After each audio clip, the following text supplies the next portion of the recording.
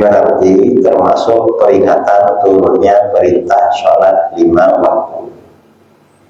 Itu Isra Mi'raj. Karena sholat 5 waktu itu turun pada malam Isra Mi'raj. Kalau sholat sunnah itu bukan di Mi'raj, tapi memang tidak melalui Mi'raj, tidak ada riwayat dari Mi'raj. Ini menunjukkan pentingnya sholat 5 waktu. Nah, pada tahun ini ada yang istimewa. Menjelang Isra Mi'raj, Allah memberikan kado kepada umat Islam. Kadonya berupa gencatan senjata di Palestina, dan itu artinya kemenangan umat Islam di Gaza melawan Israel. Alhamdulillah. Sebenarnya yang perang itu bukan Israel dengan Palestina, karena kalau yang perang itu Israel mungkin kemarin dah habis. Yang perang itu Amerika, lalu didukung oleh penguasa Arab di sekitarnya. Coba Israel itu gak didukung Amerika, mungkin sudah habis. Karena tiap minggu senjata Amerika itu dikirim berkapal-kapal tiap minggu untuk menggempur Israel, menggempur Gaza. Dan ternyata umat Islam di Gaza oleh Allah diberi kemenangan luar biasa. Dan dari perang-perang sebelumnya, umat Islam di Gaza ini kok bisa punya rudal, bisa punya buat dari mana? Itu rudal Israel yang dikembalikan. Karena dari dulu-dulu ketika Israel membom Gaza, itu ribuan bomnya yang tidak meledak. Lalu oleh insinyur-insinyur Palestina, bom yang tidak meledak itu dibongkar, didaur ulang, dibikin bom yang ukuran lebih kecil, lalu dikirim, dibuat untuk ngebom Israel. Itu bukan bantuan dari Iran, bukan bantuan dari Turki, atau bantuan dari negara-negara Arab sekitarnya. Negara-negara Arab itu malah bantu Israel, bukan bantu Gaza. Dan itu memang sabda baginda Rasulullah SAW di akhir zaman. Nah, selain kemenangan umat Islam di Gaza, kado juga ya, kado bagi umat Islam pada masa sekarang ini. Kira-kira sebulan lalu yang lebih, mungkin 2 bulan kemarin, Presiden Amerika yang menang lagi itu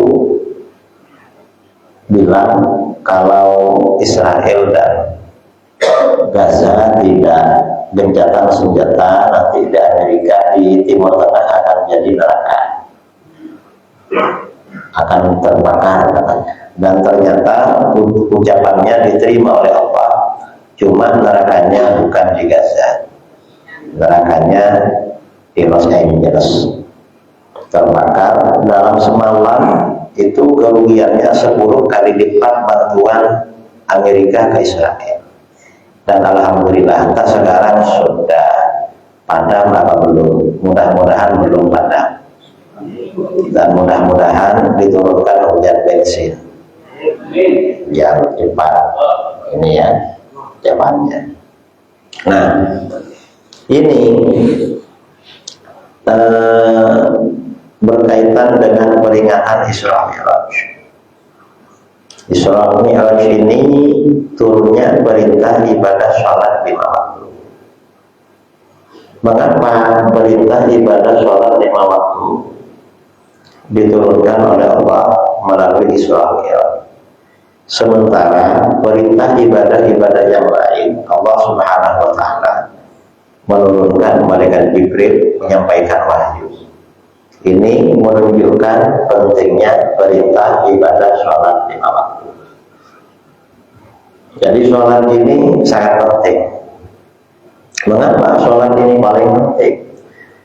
Karena dalam kehidupan perbuatan manusia itu tergantung sholatnya. Orang itu kalau sholatnya istiqomah, perbuatan yang lain istiqomah. Kalau ada orang rajin sholat masih nakal, insya Allah gak lama lagi dia akan berhenti nakal. nakalnya akan berhenti kalau dia nakal. Diriwayatkan dalam tafsir Ibnu Katsir ya, pada masa Rasulullah SAW ada orang rajin sholat tapi nakal, dilaporkan kepada Rasulullah. Rasulullah itu orangnya rajin sholat tapi juga rajin melakukan perbuatan mungkar. Lalu Rasulullah SAW menjawab, satanhahu sholatuhu 'anil munkar, sholatnya akan mencegahnya dari kemungkaran. Sholat. Karenanya kalau kita punya tetangga, punya saudara banyak melakukan perbuatan mungkar, ajak sholat, ayo sholat ke masjid, ayo sholat. Kenapa? Ya sudah, sholat aja, kamu istiqomah sholat, nanti kemungkarannya akan ditinggalkan kalau sholat itu dikerjakan secara rutin. Imam Asy'arani dalam kitabnya Al-Bahrul Mawrud meriwayatkan pada masa ulama salaf dulu ada seorang laki-laki, dia kerjanya pencuri. Pencuri itu kerjanya bangun malam bangun lalu ke rumah tetangga atau siapa mengambil barang yang bisa diambil. Tapi pencuri ini istiqomah berjamaah di masjid. Sholat istiqomah berjamaah juga rajin sholat sunnah, sholat rawatib, qabliyah, ba'diyah, tahiyatul masjid. Orangnya rajin sholat. Bahkan juga orangnya rajin sholat malam, karena memang rajin sholat. Jam 1 malam bangun, sebelum berangkat mencuri masih sholat tahajud. Lalu sholat hajat, sholat istikharah. Ya malam, lama-lama tetangga-tetangganya bilang, kamu ini gimana? Kamu kan rajin sholat, tapi kau mencuri, katanya. Apa gunanya kamu sholat? Kamu masih mencuri. Ternyata kata mencuri ini, saya ini pencuri, maling. Nah, saya ini kan penjahat. Kalau saya ini sebagai penjahat, sebagai pencuri, tidak rajin sholat, gimana nasib saya? Sudah mencuri gak rajin sholat, kan tambah teruk, tambah parah. Ya sudahlah, walaupun pencuri, tapi saya pencuri yang rajin sholat. Mungkin ini namanya pencuri yang soleh. Ya gak soleh lah ya, mana ada pencuri, perampok, koruptor soleh, kan gak ada. Lama-lama gempar, masyarakat di situ gempar. Mengapa gempar? Yang biasa kecurian gak kecurian, yang biasanya kehilangan pisangnya gak ada yang ngambil. Biasanya kehilangan ayam gak ada yang ngambil. Kehilangan kambing gak ada. Dan orang ini gak ada kelihatan di masjid. Mana orang ini?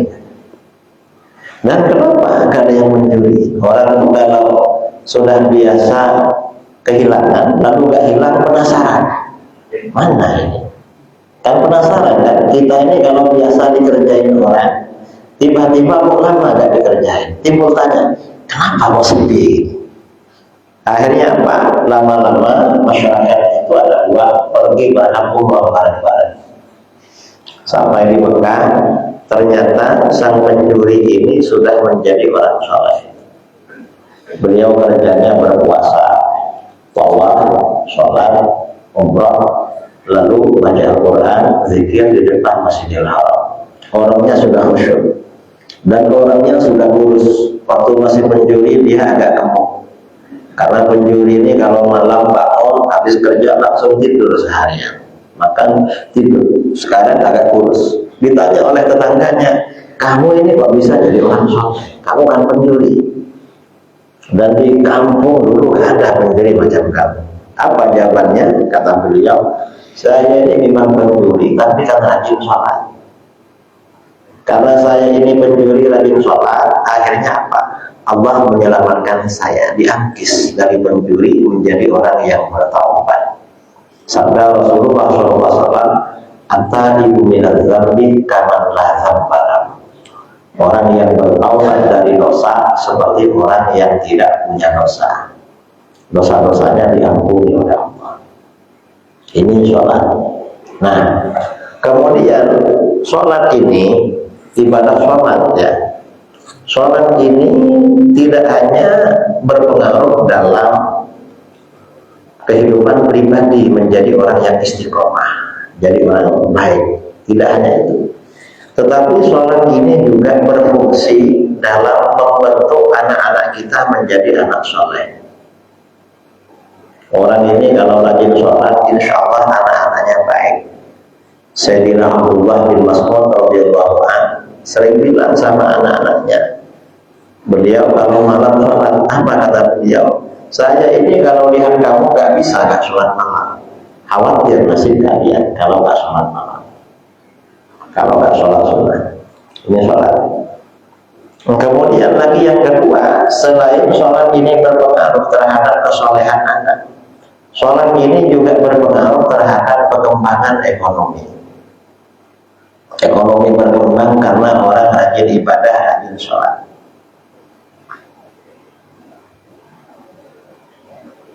Itu sholat. Ini cerita ya, cerita lagi. Bulan Ramadan kemarin, bulan Ramadan, saya undangan ceramah di Amerika dan Kanada. 3 minggu di Amerika, 1 minggu di Kanada. Awal Ramadan di Texas, dari Texas ke Atlanta, lalu ke Chicago, kemudian ke Washington DC, lalu ke New York, lalu ke Boston, lalu ke New York, habis itu ke Kanada. Yang ingin saya ceritakan selama di Amerika, umat Islam di Amerika ini dari Indonesia ramai. Bahkan tiap kota itu ribuan. Di Texas itu lebih 5.000, di Atlanta 2.000 lebih, di daerah-daerah lain ribuan. Itu umat Islam di Indonesia. Lalu umat Islam dari India, Pakistan, Bangladesh ramai juga. Pokoknya negara-negara Islam yang besar penduduknya, banyak yang merantau ke sana. Umat Islam Indonesia yang menjadi diaspora, tinggal lama di sana, sudah menjadi penduduk Amerika ramai. Nah, yang ingin saya ceritakan, pertama, perbedaan umat Islam Indonesia dengan India. India ini meliputi India, Pakistan, Bangladesh. Umat Islam Indonesia di Amerika punya masjid cuma 5. Seluruh Amerika, masjidnya cuma 5. Sementara umat Islam India masjidnya banyak, gak bisa dihitung. Ini masjid. Ini kira-kira kesimpulannya apa?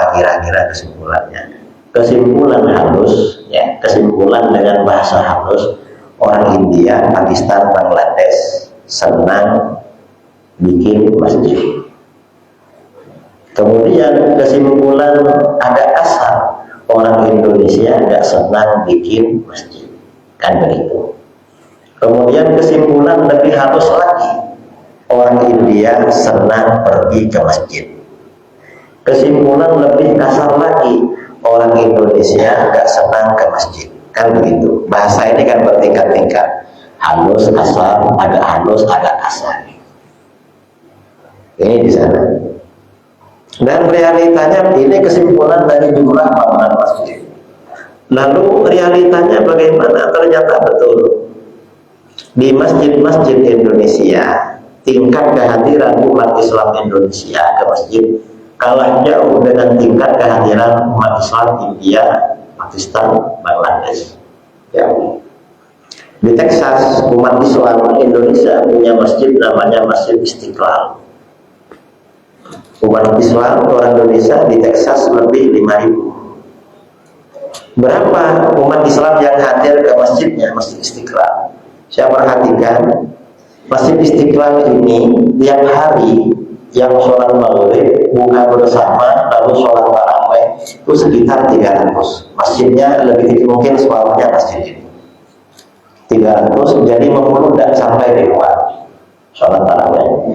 Orang Indonesianya berapa? Orang Indonesianya saya hitung-hitung kira-kira 25 yang dari Indonesia. Sisanya ya orang India, Pakistan, Bangladesh, kadang orang Arab, orang Afrika. Ini yang hadir. Jadi sedikit. Mengapa itu yang mengikuti ceramah saya hitung?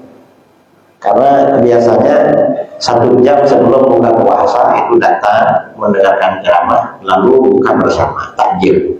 Setelah takjil sholat maghrib, lalu makan. Habis makan dialog sampai tarawih. Waktu tarawih bersama, habis itu pulang. Angka kehadirannya seperti itu. Ini angka kehadiran ke masjid.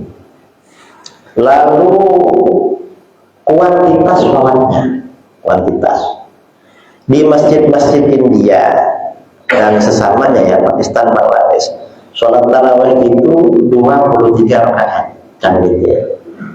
Di masjid-masjid Indonesia tarawihnya 11 rakaat. Pernah saya diminta menjadi imam, Pak Kiai, gimana kalau Pak Kiai jadi imam? Siap. Lalu kata konjen ya, konsulat jenderalnya itu orang Medan, dari Marga Siregar. Kata beliau, Pak Kiai, kita rindu suasana tarawih di kampung. Itu biasanya ada al-badru nabiyyukum sallu alaihi hawlan minallahi wa ni'mah. Oh ya siap, oke. Akhirnya dari awal saya pakai al-badru nabiyyukum fadlan minallahi wa ni'mah. Begitu masuk salam keempat, berarti kan 8 rakaat. Itu biasanya kan khalifah pertama, al-khalifatul awwal Sayyiduna Abu Bakar As-Siddiq radhiyallahu anhu. Lalu saya bilang, ini khalifah pertama. Khalifah kita itu 4. Kalau lengkap sampai Sayyidina Ali 20. Gimana ini? Apa? Ambil porsi lengkap. Lalu kata mereka, ada dia cukup katanya. Kita gak apa-apa, dapat khalifah pertama aja. Gak mau 20 orang Indonesia. Jadi memang ibadahnya beda, saudara. Ini kuantitas ibadah. Lalu kloter sholat tarawih. Di masjid India itu sholat tarawihnya 3 kloter. Dan full. Kloter pertama jam 9. Jam 9 ini sampai setengah 11. Masjid itu penuh. Jam setengah 11 pulang, jam 11 kloter kedua. Sampai setengah 1. Full lagi ke belakang. Jam setengah 1 pulang, kalau jam 1 kloter ketiga sampai setengah 3. Tuh. Masjidnya Indonesia cukup 1 kloter. Padahal jumlahnya 5.000. Mestinya kalau 5.000 ya, sholat tarawih semua itu berkloter-kloter semalam. Tapi enggak ya, cuma yang datang 25 orang. Ini orang Indonesia. Ini apa? Kuantitas ibadah. Kalau sholat Idul Fitri di masjid Indonesia bisa 6 kloter sholat ini. Nanti pulang lalu khotib. Jadi masjid-masjid menyiapkan khotib dan imam banyak itu. Karena sudah memang berganti-ganti, nanti jam sekian ada. Itu Idul Fitri. Ya memang umat Islam di Indonesia, survei pemerintah, yang sholat itu 38% lebih yang sholat. Jadi yang 61% itu gak sholat. Ini hasil survei. Lalu 90% itu sholat setahun 2 kali di negeri kita. Artinya masih lemah, saudara. Ini sungguhan, ini apa sasaran kita untuk diajak untuk masjid. Ini apa ibadahnya ya di Amerika. Saya pikir-pikir ini kok mirip-mirip di Indonesia ini. Sama aja orang Indonesia yang di sini dekat di mana-mana tuh ada. Ini bulan Ramadan depan saya undang lagi ke Amerika. Karena dulu masih 6 negara bagian. Yang pantai timur, yang besok ini pantai barat. Pertama kali nanti saya insya Allah ke Texas, bukan ke Los Angeles nanti. Undangan pertama. Ya mungkin ya barangkali masih kebakaran lah. Gak apa-apa, ingin foto-foto kan biar untuk kabar-kabar orang Indonesia kalau masih terbakar. Nah, kemudian lagi itu kan ibadah badaniyah, ibadah fisik. Lalu kalau ibadah sosial ya, ini pengaruhnya terhadap ekonomi, maksudnya pengaruh sholat. Nah, orang India itu masjidnya banyak, orang Indonesia kok sedikit punya masjid. Orang India itu kalau mau punya masjid cepat. Di Amerika dan Kanada, masjid itu rata-rata tidak bangun, tapi membeli gereja. Sejak 35 tahun yang lalu, sejak tahun 90-an ya, menjelang tahun 90-an. Kalau hari Minggu gereja itu sudah kosong, ditinggal sama orang. Orang nggak mau ke gereja. Orang pergi ke mall, ke pertokoan, ke pasar-pasar, tempat rekreasi. Kalau tahun sebelumnya, hari Minggu itu mall, pasar-pasar, pertokoan, tempat hiburan tutup karena orang ke gereja semua. Menjelang tahun 90 sudah nggak mau ke gereja. Karena gereja ini nggak punya jamaah, pastornya pensiun. Karena pensiun, maka gerejanya dilelang. Nah, di barat itu bangunan lama nggak boleh dibongkar, dijual nggak apa-apa, dialih fungsi. Akhirnya dibeli umat Islam dijadikan masjid. Itu di Amerika dan Eropa. Hampir semua masjidnya asalnya gereja. Nah, orang India kalau mau beli gereja, ustadznya ceramah, jamaahnya ramai. Ini saudara kita yang di daerah sana, ke masjid sini agak jauh. Dan kalau punya masjid itu cukup. Dan sudah ada ustadz yang akan ngurus masjidnya. Di sana ada gereja mau dijual, harganya sekian. Ayo kita sumbangan. Kota amal dijalankan di jamaah laki-laki. Begitu kota amal berjalan, jamaah laki-laki bukan dompet, kasih uang itu royal, nggak dihitung-hitung. Jadi kota amal cepat penuh, dikumpulkan. Habis itu kota amal dijalankan di jamaah ibu-ibu. Begitu kota amal dijalankan di jamaah ibu-ibu. Ibu-ibu biasanya nggak kasih uang. Yang dikasihkan itu yang ada di jari-jari dan di lengannya dibuka. Wah, dia. Ada bapak-bapak gak punya uang. Pak Ustaz minta maaf, saya gak bawa uang katanya. Karena baru pulang dari Depok beli mobil. Boleh enggak kalau kontak sama suratnya saya kasihkan Pak Ustaz? Saya pulang ya. Jadi mobil baru beli diserahkan. Orang Bangladesh. Lalu ada ibu-ibu, Pak Ustaz, saya nggak sempat beli cincin, beli gelang. Ini sudah habis sumbangan yang kemarin. Boleh nggak kasih kalung? Hanya kalungnya diserahkan. Kelihatan suaminya dikejar ke Pak Ustaz, itu kalung pernikahan itu. Tolong ditimbang katanya. Saya suka suami istri pakai ini. Ditimbang itu berapa nanti saya bayar. Hanya ditimbang dibayar. Ini deh pakai katanya. Jangan dikasihkan, ini kenang-kenangan. Dipakai sama istrinya. Suami istri ini mau keluar, sampai di pintu, suaminya menuju mobil, istrinya balik lagi, kalungnya diserahkan. Kalau orang-orang di luar Indonesia. Kalau orang Indonesia beda, sangat berhati-hati. Karena yang ceramah saya juga, saya ini kan hafal dalil-dalil sholawat itu. Saya sudah sampaikan dalil, kalau tidak mantap, begitu kota amal berjalan, dokter dilihat. Begitu dilihat dan berhati-hati mengeluarkan uang itu. Habis dilihat, dipikir-pikir, mungkin baca doa istikharah dulu. Allahumma inni astaghfiruka bi'ilmika wa astaghfiruka bi qudratika wa as'aluka min fadlika. Ya Allah, ini yang mana yang dikeluarkan? Hasil istikharah, akhirnya yang keluar cuma 1 lembar. Akhirnya masjidnya gak cepat lunas, gak cepat jadi masjidnya. Ini orang Indonesia. Tak pikir-pikir ini mirip dengan Indonesia. Memang Indonesia banget di mana-mana. Nah, ini pengaruhnya terhadap perkembangan ekonomi bagaimana? Orang India, Pakistan, Bangladesh rata-rata kaya. Rata-rata. Mereka buka usaha pertokoan, buka mall, rumah makan, ya. Jadi bos, jadi dokter, jadi apa? Orang India. Orang Indonesia secara perekonomian rata-rata pekerja, buruh. Kadang tukang cuci piring, kadang tukang masak ayam di rumah makan. Saya tahunya dari waktu dialog tanya jawab, Kiai, saya ini masak ayam di rumah makan. Otomatis darahnya kena baju saya, gimana sholat saya? Kalau saya ganti baju dimarahi di tempat kerja. Kalau nggak gitu nggak sholat katanya.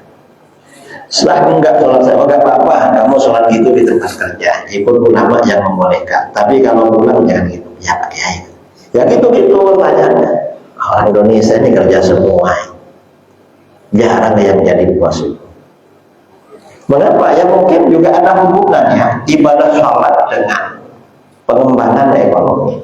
Kemudian kesalehan anak. Anaknya orang-orang sana, India itu rata-rata pakai jilbab. Walaupun sekolah di sekolah-sekolah negeri itu pakai jilbab. Di masjid orang Indonesia, Masjid Al-Hikmah di New York, anak-anak India yang sekolah itu sering ke masjid sholatnya, yang perempuan. Karena selama di sana saya lihat orang Indonesia enggak. Dan orang Indonesia gimana? Kadang-kadang bukan cuma anaknya, ibunya itu nggak pakai jilbab. Datang mengikuti ceramah saya pakai kerudung. Itu pakai kerudung itu salah tempat. Mengapa? Kerudungnya ditaruh di leher. Lalu menghadap saya, "Assalamualaikum Pak Kiai." Ini bikin repot. Nanti gak dilihat dibilang cuek, sombong, dilihat ini gak ditutup rambutnya. Ini saudara kita. Ah, ini saudara saya begini. Ini ibunya. Anaknya kira-kira bagaimana? Kurang lebih sama. Kadang-kadang malam-malam ikut pengajian pakai jilbab.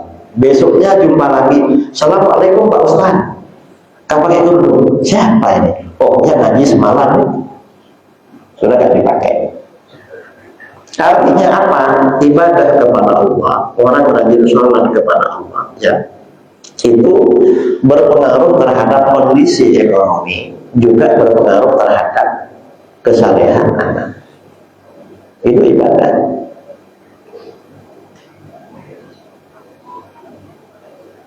Itu sholatnya. Jadi sholat memang seperti itu. Karenanya sholat ini penting. Dan sholat yang wajib kita kerjakan selain sholat 5 waktu, itu juga sholat qadha. Sholat yang pernah kita tinggalkan setelah balik, atau kita pernah sholat tapi imamnya tidak sah, itu wajib qadha. Kalau nggak diqadha, ya punya kita berdosa. Ini soal qadha. Nah, barangkali ini pengantar diskusi kuliah pagi dari saya. Selanjutnya sisa waktu kita perdalam dengan sesi dialog. Mungkin ada yang mau ditanya biar interaktif, biar kuliahnya kuliah interaktif seperti di Amerika, kampanye interaktif. Saudara boleh tanya apa saja, cuma boleh tanya, jawabannya terserah saya. Kalau bisa saya jawab, nggak bisa ya minta maaf. Mungkin bapak-bapak atau ibu-ibu, ini ada mic ya, ada yang mau ditanyakan, silakan.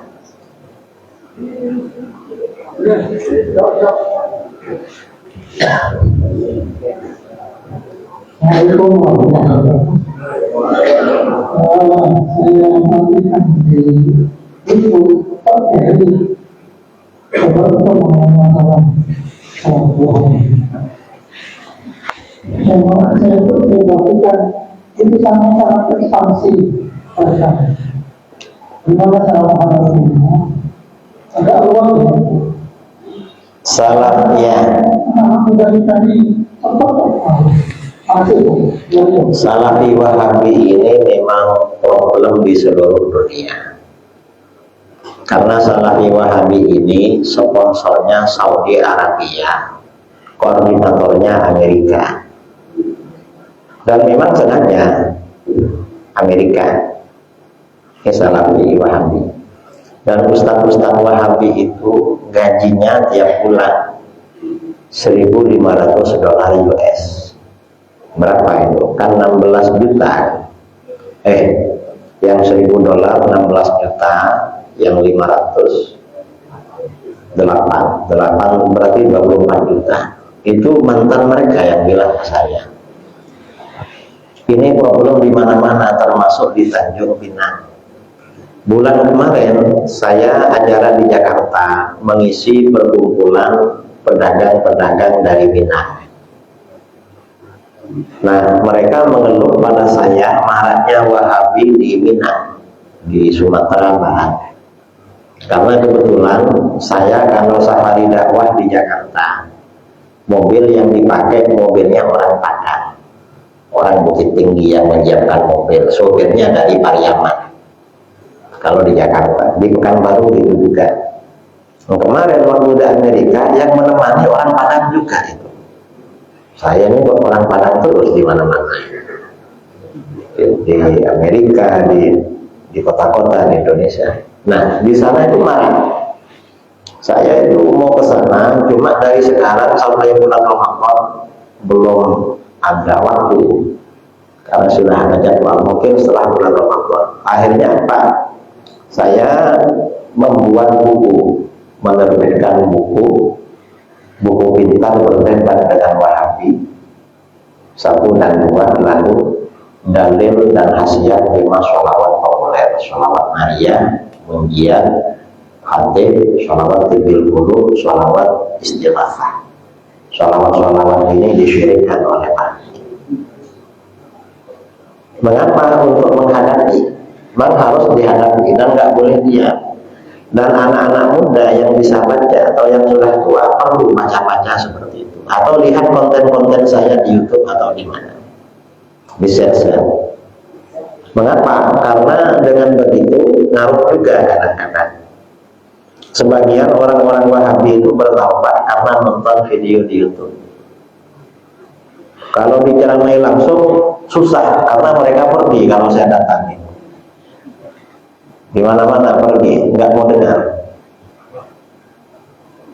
Nah, jadi memang perlu, karena Salafi Wahabi ini akan berbahaya. Mengapa Salafi Wahabi ini bahaya? Karena ajaran Salafi Wahabi ini sesat, dosa besar kalau diikuti, karena bertentangan dengan dalil, bertentangan dengan Al-Quran, dengan hadis. Contohnya apa?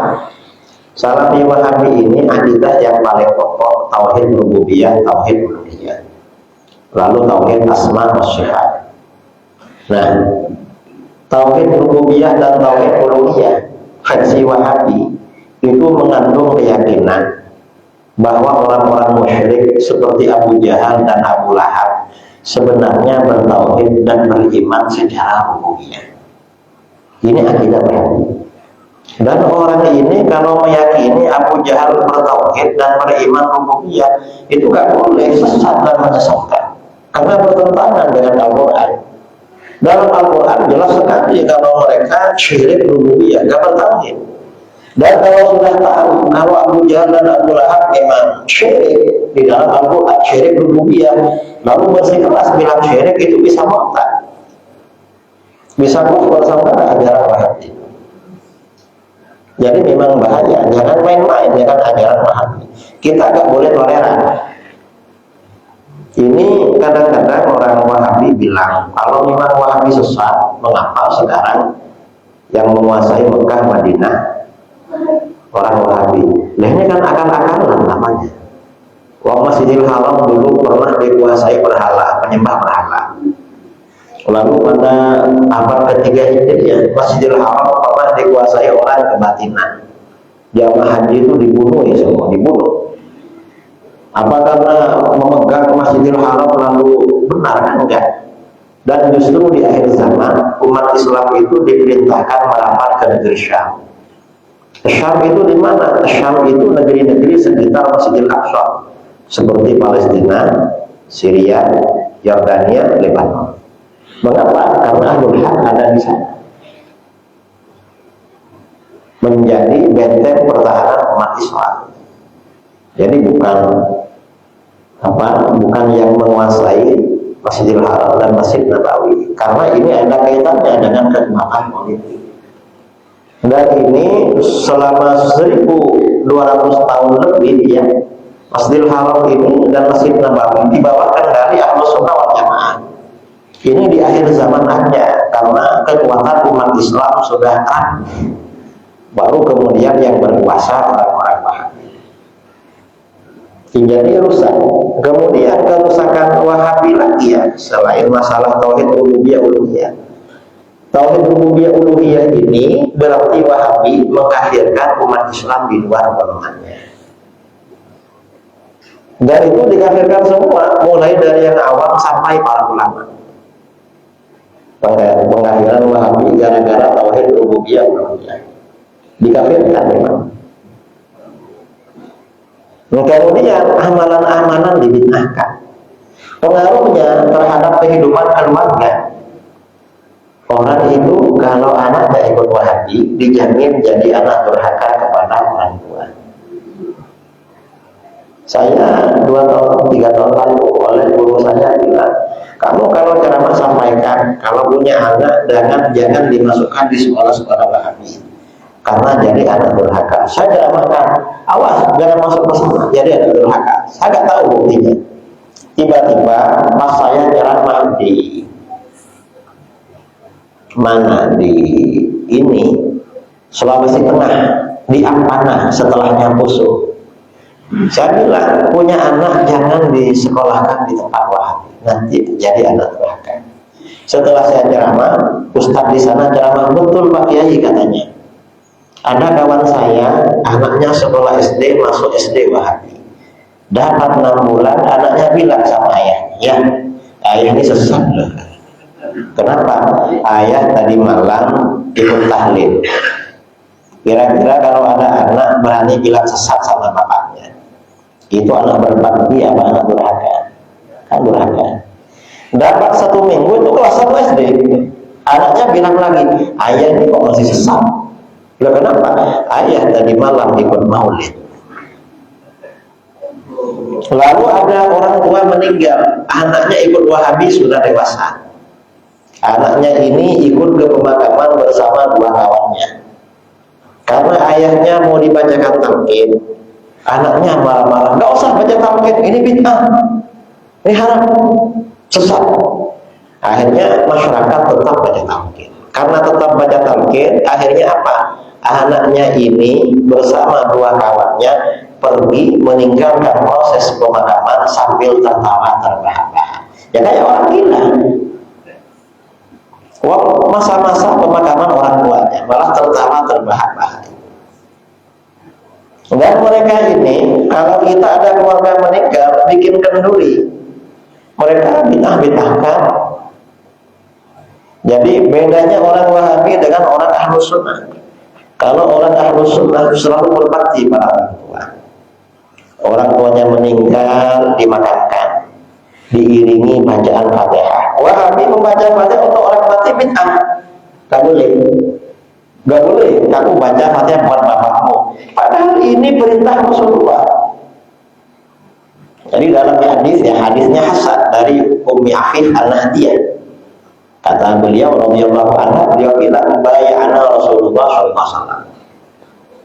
Hina bay'an nisa ala Allah natahaddatsa birrijal al-ajadi. Rasulullah ketika membayar kami minta kami agar tidak berbicara dengan laki-laki yang bukan mahram.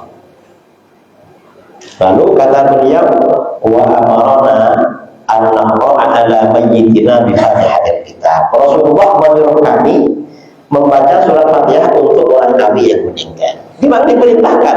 Kata Wahabi bid'ah. Ya karena mereka nggak tahu darinya. Kok mereka nggak belajar. Pokoknya apa-apa yang mereka nggak tahu bilangnya bid'ah. Mereka ini bukan pandai saudara, nggak tahu aja. Ya nggak tahu dibilang bid'ah. Tahlil kita ini kan setelah pemakaman kan biasanya tahlil bid'ah. Mereka macam-macam omongannya. Wahabi bilang bid'ah sampai mulutnya berbusa-busa. Tahlil ini kan baca zikir untuk bantu orang mati. Yang baca zikir untuk orang mati ini bukan kiai Jawa, bukan tuan guru dari Melayu, bukan buya dari Padang, bukan. Yang pertama kali baca zikir untuk orang mati itu justru baginda Rasulullah SAW. Baca zikir. Lalu kenapa ada kenduri? Mereka gak ada kenduri. Bakhil mereka ya. Pelit. Orang tuanya gak mau disedekahkan. Kalau kita ada kenduri, mengapa ada kenduri? Sedekah untuk orang mati, dan sedekah untuk orang mati pahalanya sampai. Itu hadisnya sahih. Begitu dulu kita sampaikan sedekah untuk orang mati itu sampai. Hadisnya sahih. Ada orang Wahabi dari Pinang, Malaysia. Dia bilang apa? Gak apa-apa sedekah untuk orang mati. Gak apa-apa, tapi jangan pakai kenduri. Pakai apa? Bangun masjid katanya. Loh, kalau setiap ada orang meninggal kita bangun masjid, jadi apa negeri kita kira-kira? Wah, bukan Masjidil Haram. Terus mau tinggal di mana orangnya? Kalau satu kampung misalnya tiap tahun ada yang meninggal, berarti tiap tahun bangun masjid. Padahal orang meninggal di tiap kampung bukan cuma tiap tahun, kadang satu bulan tuh berapa orang? Nah, Allah mereka. Nah, para ulama ini rekomendasinya pakai kenduri karena sedekah paling afdal itu afdalus sedekah al-ma. Sedekah yang paling utama itu air. Ini sedekah paling afdal.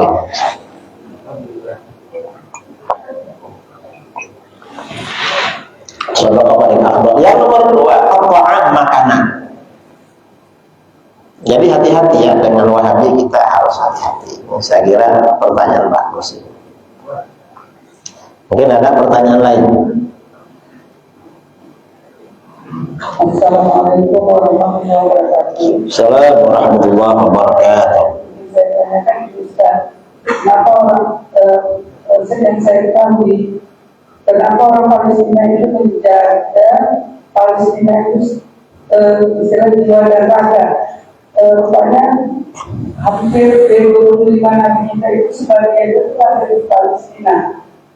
Sampai perempuannya itu melahirkan dengan kejadian itu tanpa medius pada begitu sekali ya. Terima kasih. Jadi kata para ulama kita, orang-orang Palestina di Gaza itu orang-orang pilihan Allah. Mengapa? Mereka dengan senjata apa adanya berani melawan tentara yang paling canggih persenjataannya. Bayangkan ada motor tank lewat, oleh orang Hamas itu didatangi, ditaruh bom di lubang lem. Kok gak mikir, gak takut ditembak dari dalam? Tapi mungkin sudah prediksi kalau datang ke tank dari sebelah sini karena lubangnya sebelah sini. Itu kan luar biasa. Mereka memang orang-orang pilihan. Dan di dalam hadis itu sabda Rasulullah SAW, la yazalu fi ummati ta'ifatun 'alal haqqi wahirin wa li'aduwwihim qahirin la yadurruhum man khalafahum aw khadalahum illa ma asabahum min lahwa. Akan selalu ada dari umat satu golongan yang tampil memperjuangkan kebenaran dan selalu mengalahkan musuhnya. Musuhnya dikalahkan. Mereka tidak dipengaruhi oleh orang-orang yang mengabaikan mereka atau orang-orang yang mengkhianati mereka. Gak mau menolong. Siapa ya kita? Termasuk orang-orang Arab kan gak mau bantu kan? Karena gak mampu. Malah bantu Israel orang Arab itu. Karena senjata Amerika dananya dari negara-negara aman. Ini setelah Israel ini lemah ya ekonominya, lalu Amerika musibah. Ini Presiden Amerika minta uang ke Saudi sama Emirat. Memang sapi perah, raja-raja Arab itu sapi perah. Makanya sebagian ulama ya kalau sudah pernah haji, pernah umroh, jangan sering-sering ke sana. Khawatir lamanya dipakai oleh pemerintah Saudi untuk dikasihkan ke Amerika dan Israel. Makanya ya tambah mahal ke depan ini. Dan ini illa ma asabahu min lahwa, kecuali apa yang melanda kelompok ini berupa kepayahan. Karena gak ada yang bantu, kan lelah gitu. Kemarin kita perhatikan ya orang-orang Gaza Utara pulang dari selatan menuju utara jalan kaki. Ada seorang perempuan gak pakai sandal menggendong adiknya perempuan juga. Oh gak pakai sandal, gak punya katanya, hilang, digendong. Masih anak-anak itu. Padahal rumahnya juga sudah rata, mau pulang. Pulang kemana? Tanahnya, rumahnya sudah rata sebagian. Tapi ya gak tahu dengan kuasa Allah kan. artinya oleh Allah diberi keteguhan luar biasa. Dan Israel tuh bilang, ini membangun Gaza butuh waktu 80 tahun. Tapi kata orang Gaza, oh setahun aja selesai. Enggak perlu 80 tahun, cukup setahun kata orang Gaza. Dan ini ya, kuasa Allah. Selama perang Gaza, umat Islam yang gugur itu sekitar 47.000. Bayi yang lahir sekitar 66.000. Jadi gak kurang, masih lebih. Masih surplus kan ya. Jadi angka penduduk itu lebih daripada yang meninggal. Dan semakin banyak yang meninggal, yang lahir makin banyak. Tapi yang memang di masa-masa perang itu kan produktif kan, punya anak. Kayak masa-masa corona kemarin itu. Masa-masa corona gak kemana-mana, orang yang dah lama gak punya anak itu. Mengapa? Ya mungkin karena gak ada kerjaan, gak mau ngapain ini, gak kemana-mana.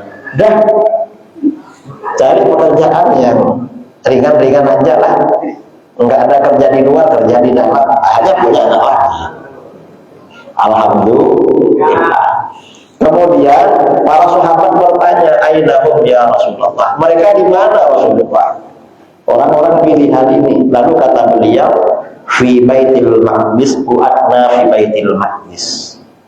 Golongan yang memperjuangkan kebenaran dan mengalahkan musuh itu di Baitul Maqdis dan area-area sekitar Baitul Maqdis.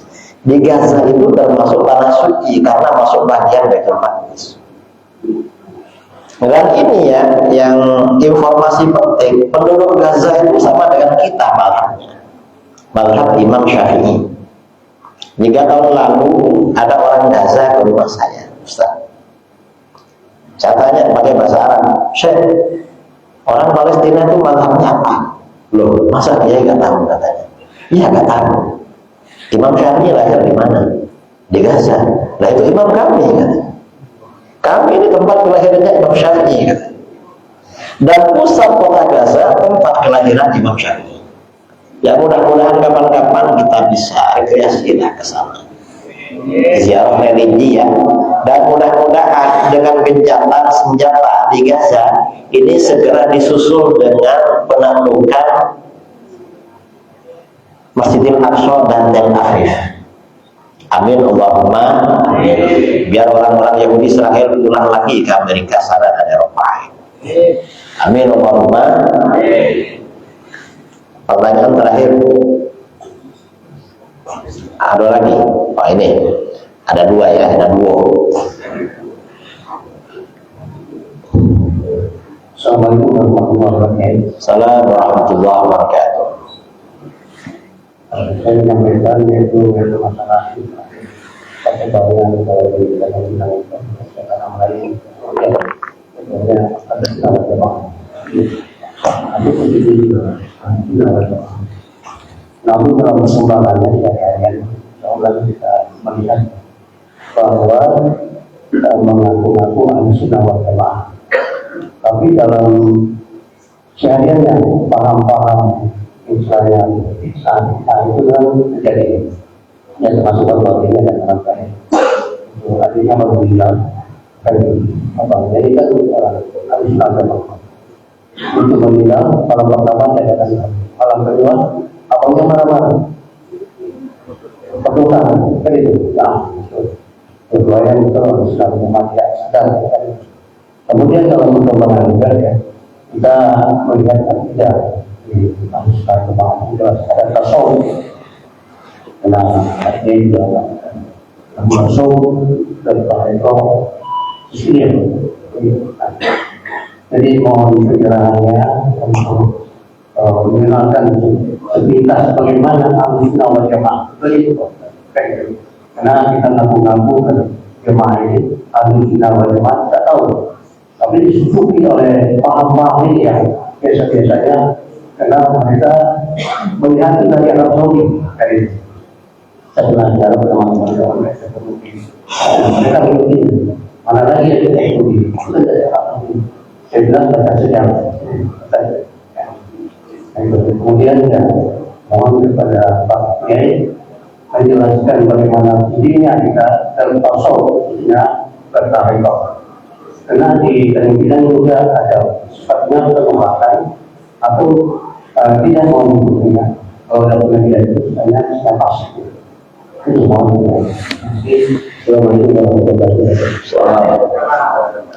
Kalau orang membid'ahkan tahlilan itu Wahabi namanya. Baca tahlil untuk orang mati itu bukan bid'ah, waktu itu berzikir. Berzikir itu diperintahkan selamanya. Saya pernah debat dengan Wahabi di Denpasar tahun 2009. Dia orang Muhammadiyah. Kata dia, tahlilan itu haram. Saya bilang, siapa yang mengharamkan? Al-Quran. Loh, ayat mana? Saya ini belajar tafsir sama kiai saya sampai selesai. Gak ada penafsiran yang mengharamkan, apalagi ayatnya. Loh, ada. Ayat mana? Ayat 2 surah Al-Mulk. Alladzi khalaqal mauta wal hayata liyabluwakum ayyukum ahsanu amala. Dia yang menciptakan mati dan hidup untuk menguji kamu siapa di antara kamu yang paling bagus amalnya. Lalu kata orang itu, spirit dari ayat ini, kita ini bagus-bagusan amal. Sedangkan orang tahlil maunya banyak-banyak amal, itu gak bagus. Lalu saya bilang, kamu ini gak bisa mikir. Mengapa?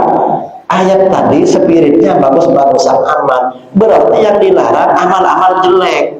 Karena bagus kebalikannya jelek. Kamu ini kok bilang karena spiritnya bagus-bagusan amal, maka banyak-banyak amal gak bagus. Gak masuk akal ini. Bagus itu bukan lawannya banyak, tapi lawannya jelek. Justru zikir semakin banyak semakin bagus. Karena di dalam Al-Quran, ya ayyuhalladzina amanu dzkurullaha dzikran katsira. Hai orang-orang yang beriman, berzikirlah kepada Allah sebanyak-banyaknya. Suruh banyak. Maksudnya sebanyak-banyaknya, kata Ibnu Abbas, berzikir itu sambil tidur, sambil duduk, sambil berjalan, suara lirih, suara keras, sendirian, berjamaah, itu umum perintahnya, karena sebanyak-banyaknya. Hanya Wahabi diam. Ngawur mereka, melarang zikir. Memang orang munafik itu sedikit berzikir. Kita diajak jadi orang munafik juga sedikit. Kan di dalam Al-Quran, wala yadhkurunallaha illa qalila. Itu orang munafik. Mereka gak berzikir kecuali sedikit. Nah ya, orang-orang ahli bid'ah itu ada munafiknya, ngajak berzikir sedikit. Ini orang munafiknya. Nah ini berzikir. Kemudian membid'ahkan itu ya berarti Wahabi. Kemudian masalah kenduri gak bid'ah itu. Memang di dalam fikih Syafi'i, keluarga duka cita menghidangkan makanan itu hukumnya makruh. Tapi makruh tanzil. Dan makruh ini kata para ulama kalau tidak dibutuhkan. Makruh itu kalau ada hajat menjadi tidak makruh. Karena dalam kaidah usul fikih, tazulul karahah bi adna hajatin. Makruh itu hilang sebab ada kebutuhan sedikit. Merokok makruh. Tapi kalau misalnya butuh, kok butuh? Dia bawa mobil. Kalau nggak merokok nanti ngantuk, nggak apa-apa merokok. Atau misalnya dia ronda malam. Kalau nggak merokok nanti bahaya lingkungannya, maka rokok nggak makruh. Mengapa? Diperlukan. Apa-apa itu makruh itu kalau perlu nggak makruh. Kenduri itu nggak makruh. Makruhnya itu kalau nggak ada keperluan. Nah kita ini kenduri ada keperluan apa? Sedekah untuk keluarga yang meninggal, maka tidak makruh. Kemudian pertanyaan yang berikutnya soal apa tadi? Tasawuf. Tasawuf ini penting di dalam agama. Karena tasawuf ini yang meningkatkan kualitas ibadah kita. Kalau fikih ini di dalam misalnya sholat, fikih ini pokoknya wudhunya sah, menutup aurat, lalu sholat menghadap kiblat, itu fikih namanya. Perkara di dalam sholat misalnya setelah takbiratul ihram hatinya ingat pasar, ingat toko, atau ingat setoran bulanan, atau ingat karena diganggu tetangganya, itu gak masalah menurut fikih. Atau walaupun selama sholat itu pikirannya melamun, gak apa secara fikih. Nah, kalau tasawuf itu apa? Tasawuf itu meningkatkan kualitas sholat kita. Gimana mulai takbiratul ihram sampai salam, hati dan pikiran kita fokus merenungkan apa yang kita baca. Itu tasawuf namanya. Kemudian setelah sholat kita jaga. Kalau fikih ini setelah sholat selesai ya selesai. Perkara nanti dia ujub merasa paling soleh, saya kayaknya paling baik di sini karena sholat saya tadi paling hebat. Itu gak masalah secara fikih. Kalau tasawuf aman dijaga ya Allah. Ini harus dijaga. Ini anugerah dari Allah, bisa sholat ingat Allah. Kadang-kadang datang perasaan, kamu kayaknya paling baik deh. Oh enggak, saya bukan paling baik, enggak, saya biasa-biasa. Tadi itu hanya anugerah dari Allah. Dan mungkin ada orang yang lebih khusyuk dari saya nggak tahu. Itu tasawuf namanya. Kalau nggak ada tasawuf, jadinya orang sombong. Semua orang dibid'ahkan, disyirikkan, dikafirkan. Dia nggak jelas. Ini ada orang Wahabi ya, ada orang Wahabi pakaian topi, lalu pakai kaos oblong, dilapisi rompi, bawahnya celana cingkrang.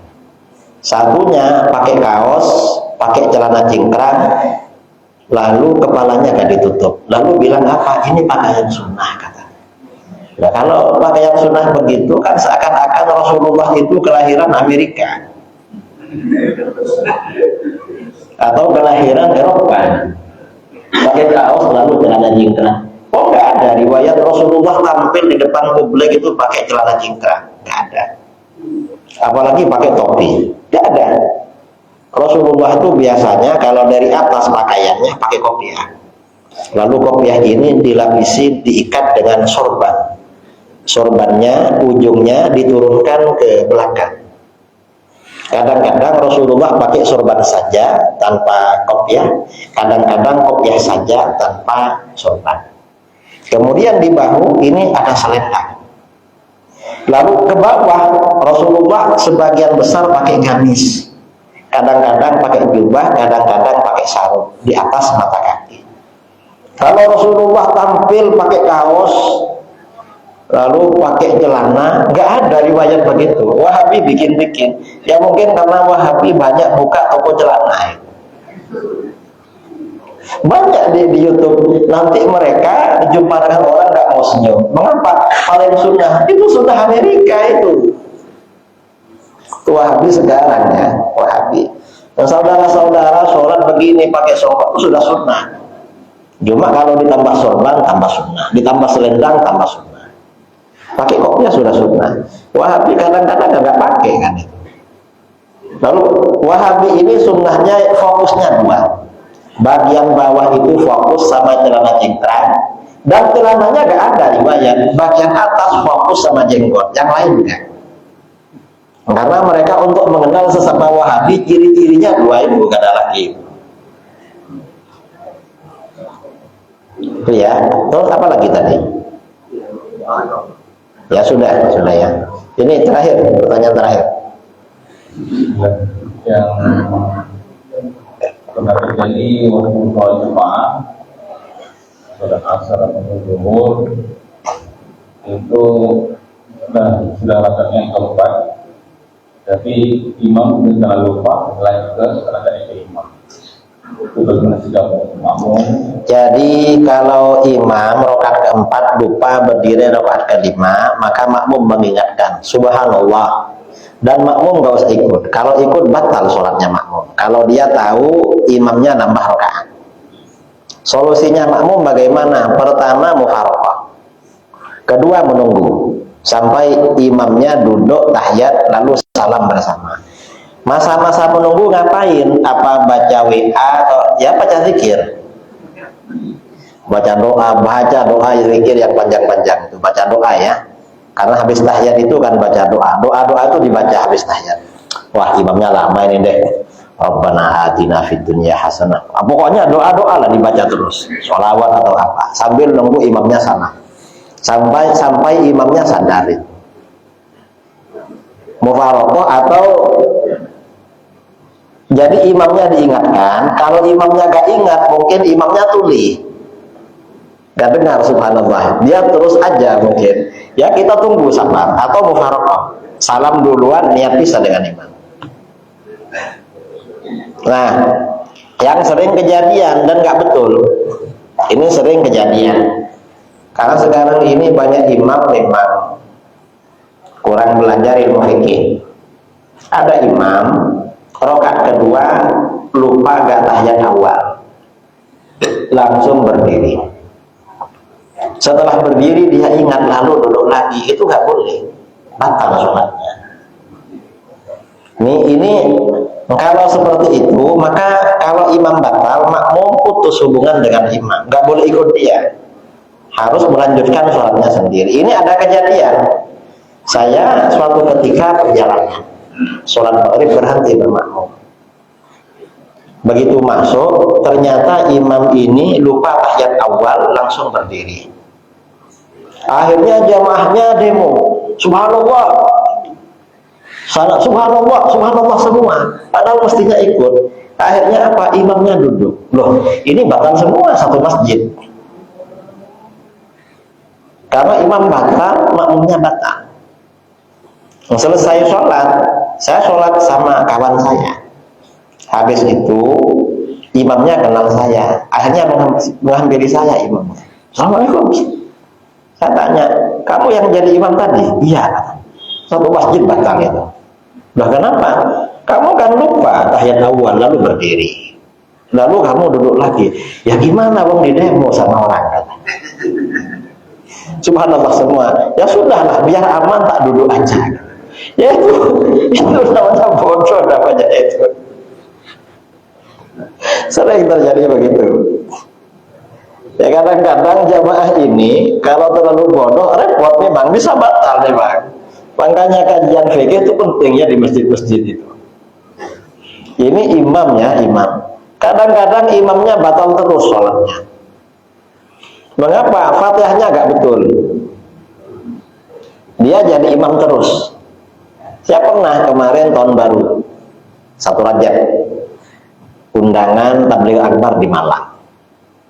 Bermalam di penginapan, jam 12 lebih masuk kamar, saya bilang sama kawan saya, nanti sholat subuh di masjid kita berjamaah. Ya, ternyata bangun agak telat, akhirnya segera ke masjid. Sampai di depan masjid itu sudah bangun rakaat awal. Begitu masuk masjid, ternyata imamnya baca Fatihah, iyyaka na'budu wa iyyaka nasta'in. Nah, ini kira-kira kalau orang baca Fatihah model begini, sholatnya sah apa batal ibu-ibu? Sholatnya kira-kira sah apa batal sholatnya? Hah? Batal apa sah sholatnya? Batal kan? Karena baca Fatihah yang pendek dipanjangkan. Akhirnya saya gak jadi bermakmum, wes tak sholat qobliyah aja lah. Saya sholat qobliyah aja, nanti sholat berdua. Akhirnya sholat habis itu. Saya pikir-pikir beruntung tadi gak bangun lebih awal. Coba bangun lebih awal kan sholat lagi. Nah, kalau imam tiap waktu imamnya begitu kan gak sah terus. Tapi yang gak sah itu bagi makmum yang bacaannya fasih. Kalau makmumnya sama-sama salah, sah berjamaah. Jadi kalau ada imam bacaannya rusak, makmumnya rusak juga, itu gak apa-apa ya, sah. Nah kalau makmumnya pandai fasih, lalu imamnya keliru-keliru, gak sah makmumnya, harus diganti imamnya. Dan itu gak boleh pakai husnuzan, gak boleh. Misalnya saya dulu bermakmum di sini, lalu imam bacaan Fatihahnya keliru. Kira-kira dapat 2 tahun datang lagi saya ke sini, imamnya imam yang sama. Saya nggak boleh bermakmum dan nggak boleh pakai alasan husnuzan. Mungkin sudah belajar kan 2 tahun nggak jumpa misalnya, nggak boleh. Wah ini rusak ini imam ini, nggak boleh bermakmum. Walaupun ternyata sudah betul misalnya, karena itu harus meyakinkan. Memang sholat masyarakat kita ini masih perlu perbaikan. Di Indonesia ini hasil survei ya, umat Islam yang buta aksara Al-Quran 72% lebih. Jadi setiap 100 orang yang nggak bisa baca Quran 72%. 72 orang setiap 100.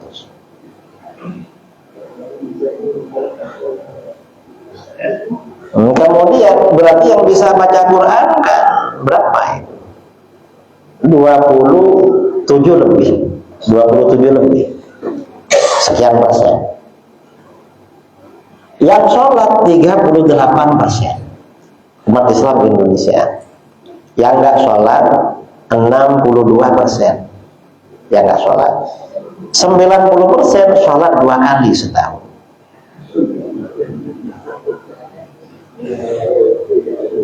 Dengan sejadah yang baru dan baju baru. Ini sholat.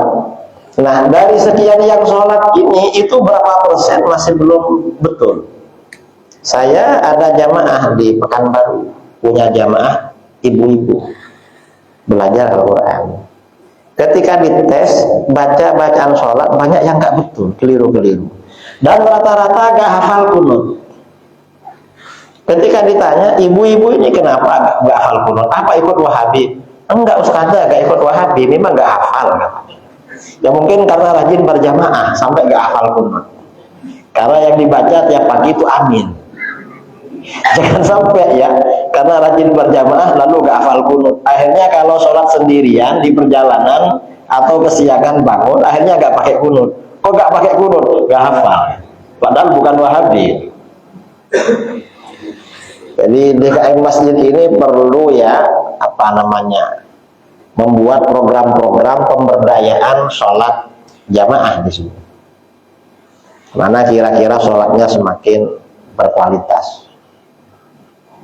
Saya kira ini ya, karena waktu sudah siang. Ini libur apa mau kerja ini? Oh, libur panjang ya, sampai tanggal hari Kamis. Ada pertanyaan lagi terakhir, ibu-ibu?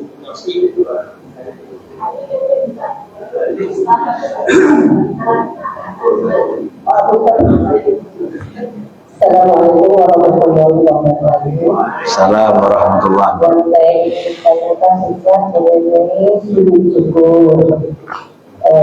Bagaimana kalau mengerjakannya apa bacaan? Maka Islam kalau begitu warahmatullahi wabarakatuh. Sujud syukur itu harus punya wudhu, sama dengan sujud tilawat, dan menghadap kiblat. Kemudian pakai niat dan takbiratul ihram. Kalau berdiri, Allahu Akbar, lalu takbir untuk ke bawah. Kalau duduk, takbir dulu, lalu takbir yang kedua itu sunnah. Yang dibaca di dalam sujud itu apa? Bisa membaca bacaan sujud dalam sholat subhana rabbiyal azim wa bihamdih, bisa baca itu. Atau bisa sajada wajhiya lillazi khalaqahu wa shawwarahu wa ahsana fatabarakallahu ahsanul khaliqin, bisa baca itu.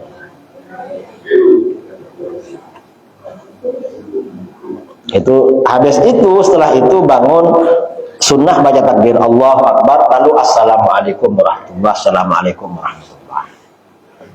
Caranya begitu.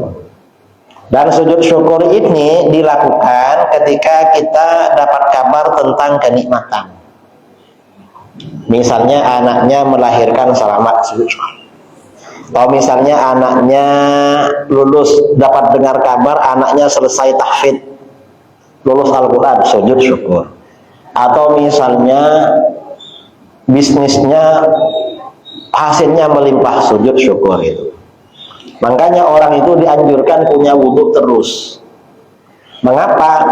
Agar kalau sewaktu-waktu mau sujud tilawat atau sujud syukur, gak perlu cari air dulu itu. Saya kira ini ya, karena sudah gak ada pertanyaan, maka kita tutup dengan doa. Bismillahirrahmanirrahim. Alhamdulillahirabbil alamin. Hamdan yuwafi ni'amahu wa mazidah. Allahumma shalli ala sayyidina Muhammadin sholatan tunjina biha min jami'il ahwali wal afat. وتقضي لنا بها جميع الحاجات وتطهرنا بها من جميع السيئات وترفعنا بها عندك أعلى الدرجات وتبلغنا بها أقصى الغايات من جميع الخيرات في الحياة وبعد الممات وعلى آله وصحبه وسلم. اللهم آتنا في الدنيا حسنة وفي الآخرة حسنة وقنا عذاب النار. ربنا هب لنا من أزواجنا وذرياتنا قرة أعين واجعلنا للمتقين إماما. اللهم إنا نسألك الهدى والتقى والعفاف والغنى. اللهم أحسن عاقبتنا في الأمور كلها وأجرنا من خزي الدنيا وعذاب الآخرة. اللهم اغفر لنا ذنوبنا ولوالدينا وارحمهم كما ربونا صغارا ولمشايخنا وأصحابنا وأحبابنا وذوي الحقوق علينا ولجميع المؤمنين والمؤمنات والمسلمين والمسلمات الأحياء منهم والأموات.